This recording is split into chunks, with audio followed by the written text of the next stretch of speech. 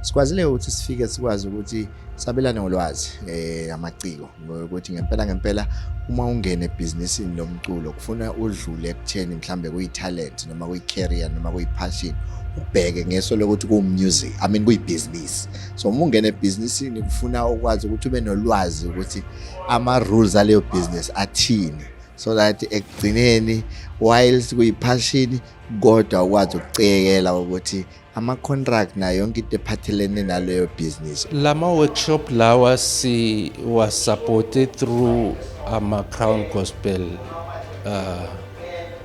Music Awards.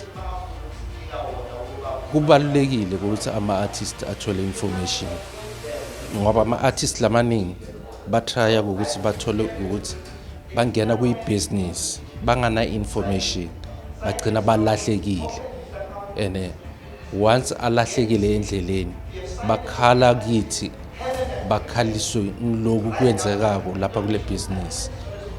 Kanti ke ungaba nathi sikhona ukutshela ukuthi kwenzekani ngalapha kule business, uzokhona kwenza le business music, because kunema technicalities la ufana ukuthi wa understand, and na ungawa understand angeke ukhone ukuqhubeka ibusiness, ukuhlala ukhala njalo nje.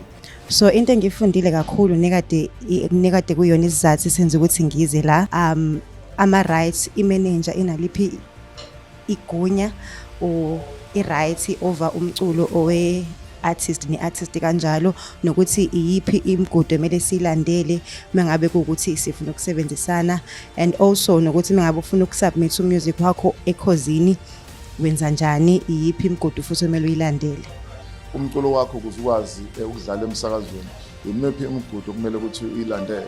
Sesingeneke manje ezweni le digital world lapho ungasaletha ama CD ususubmita digital, udinga ukwazi ukuthi imephi imigomo ufanele uyilandele ukuze into yakho kube umsebenzi ophusile nophumelelayo. Ngikhuthaza abaculi abasangena emculweni ukuthi uma befuna ukungena esikhaleni sezokuxhumana zo Facebook kanjalo no Instagram, mabayiphathe kahle, mabafake izithombe ekuyizona, uma bebhala izinto ezakhayo, futhi baqaphele bangayitholi bephikisana nabantu ngento abazifake kuma socials wabo.